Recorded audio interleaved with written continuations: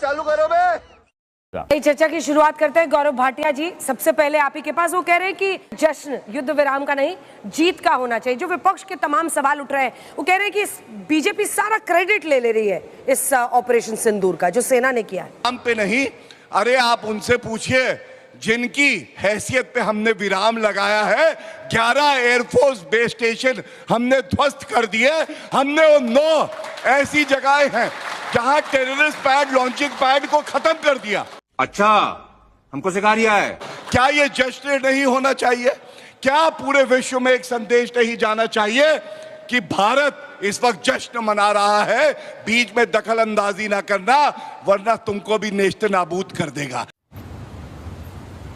ये ताकत है भारत की, और गर्व है मुझे 56 इंच की छाती पे जो हमारे नरेंद्र मोदी जी और सेना की है। सबको गर्व होना चाहिए। बहुत बहुत आपके पास आते हुए देखिए, बात आतंकी हमले के बाद जवाब देने की है, जिसमें हमने ऑपरेशन सिंदूर उनके आतंकी ठिकानों को किया। 26/11 हुआ था ना, आपने क्या किया था आज बता दीजिए सबको।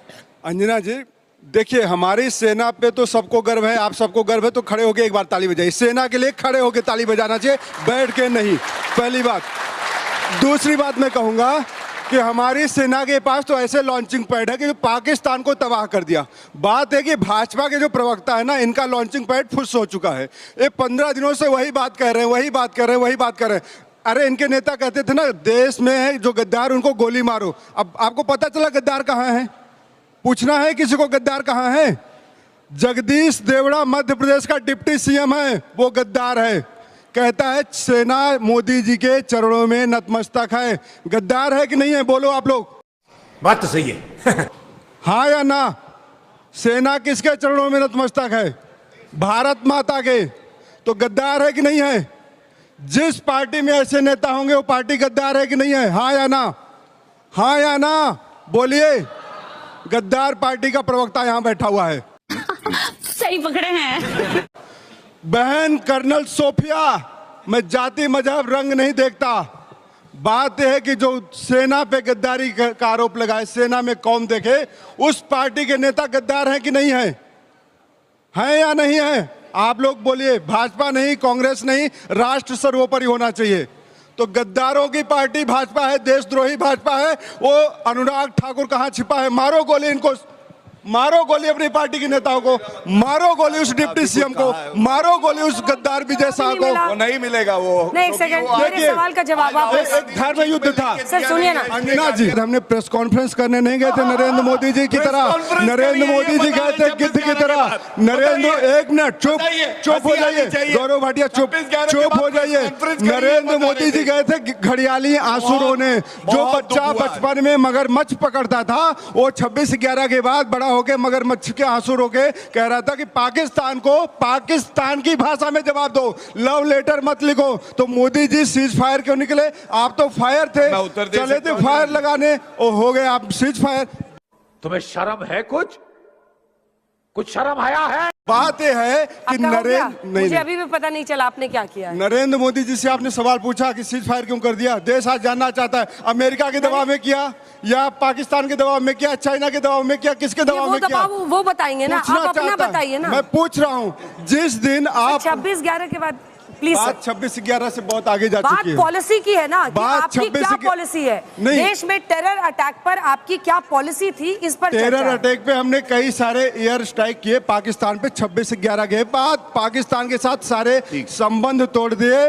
हमने इलू बिरयानी खाने नहीं गए। बिरयानी खाने कौन गया था अंजना जी, जरा बताइए। सिंधु जल संधि आपने रोक दिया था। बिरयानी खाने कौन गया था? हम पाकिस्तान को बेनकाब कर दिए थे। पाकिस्तान के साथ हमारे ट्रेड संबंध खत्म हो चुके थे। फिर बाकी दोनों वेट करते रह जाएंगे, वो दोनों वेट करते रह जाएंगे। दो लाइन का रिबात भाजपा की ऐसी 10 सेकंड दे दीजिए। लेकिन भाजपा की ऐसी क्या मजबूरी है कि सीज फायर कर दिए, और ट्रंप के कहने पे, ट्रंप पहले ट्वीट करता है तब नरेंद्र मोदी जी आते हैं। कहने पे आपने सीज फायर किया, जवाब दीजिए। देखिए, मैंने बीच में एक वजह से नहीं टोका। देखिए, बीच में कूदता कौन है ये देखिए, गद्दार कौन है देश के? राहुल गांधी बैठे हैं, उसके लिए गद्दार शब्द का प्रयोग करते हैं।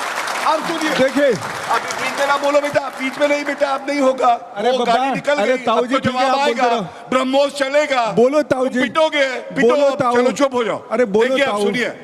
अब आप सब लोग देखिए कि कूटनीति क्या होती है, विदेश नीति क्या होती है। अंजना जी बता दीजिएगा कब बोलना है। 10 साल ये सत्ता में रहे, कमीशन खोर चोर घोटालेबाज, ट्रंप हो, यूएस हो, कोई देश हो, यहां से कहता हूं अंजना जी जवाब दे दो थोड़ा सा। हाँ, बिल्कुल दीजिए। चाइना का प्यार जो कर रहे हैं ना, चाइना के साथ भारत का व्यापार 2023-24 में 2025 के बारे में बताओ ना। अभी कितना है? 100 अरब डॉलर का घाटा भारत सरकार चाह रही है। 100 करोड़ की रिश्वत लिए 100 कांग्रेस अरब पार्टी ने डॉलर का चीन से। घाटा बीच। अरे बच्चों की तरफ मत उछलो भाई, अरे बड़े हो, बुजुर्ग हो गए हो, बुजुर्ग हो, पाकिस्तानी बच्चों की तरफ मत जैसे उछलो। करते हैं। तो 100 अरब डॉलर का घाटा भारत के साथ भारत सह रहा है चाइना की मुझे लग वजह रहा है मैं से। स्कूली आप बच्चों के साथ अजरबैजान डिबेट कर पका रही हुआ हूं। टमाटर है भारत के लिए, लेकिन भाजपा के लिए चाइना गोल्डन एप्पल है। क्यों नहीं उसके ऊपर बैन लगाते? बायकॉट अजरबैजान और तुर्की तो कर रहे हो, क्यों नहीं बायकॉट चाइना करते भाजपा वाले? क्यों सरकार एक्शन नहीं लेती चाइना के ऊपर?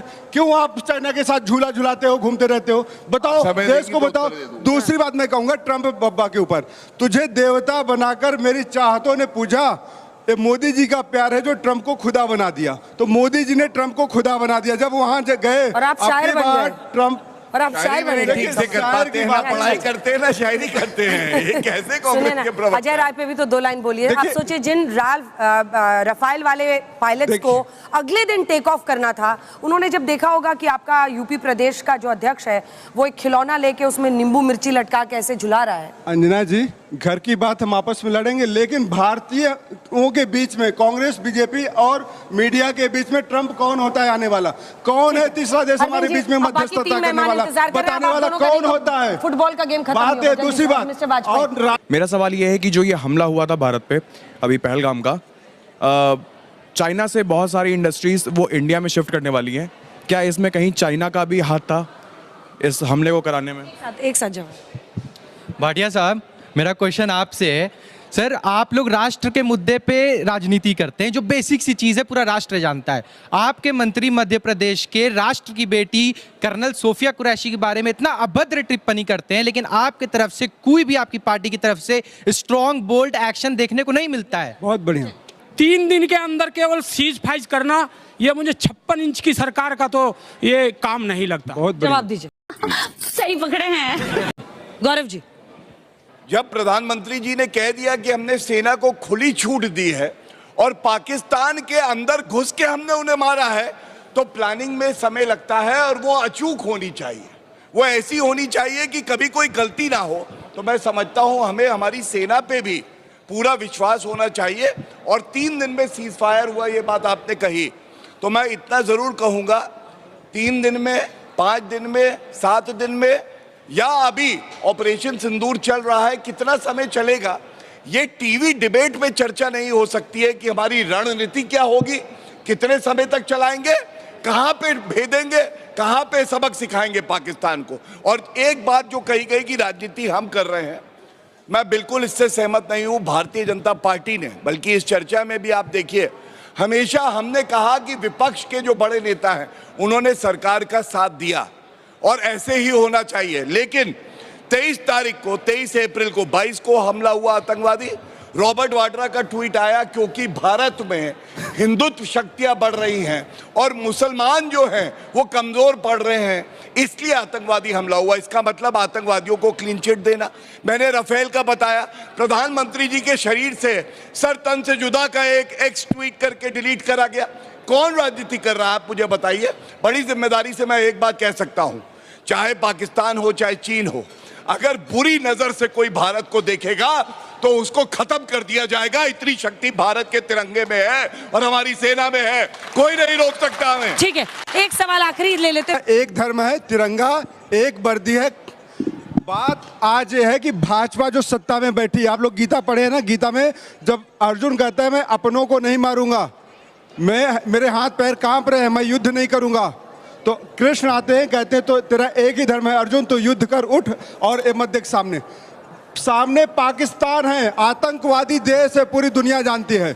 लेकिन नरेंद्र मोदी जी युद्ध करने के लिए चले थे, सेना को आगे किया था, सेना साहसी थी, सेना युद्ध करना चाहती थी, लेकिन नरेंद्र मोदी जी की सरकार कायरों की तरह सरकार हथियार डाल देती है। क्यों? देश जानना चाहता है। पूरा विपक्ष एक साथ आया था, नरेंद्र मोदी जी गायब थे, संसद भवन में मीटिंग में नहीं आए थे, विपक्ष ने साथ दिया। कहा कि हम कंधे से कंधा मिला के आपके साथ खड़े हैं। जब सीज फायर किया आपने, क्यों जाके पीछे बैकडोर से अमेरिका से लेटर लिखवा के ले आते हैं और घोषणा करवाते हैं एक ऑफिसर के थ्रू? क्यों नहीं आपने विपक्ष को साथ लिया?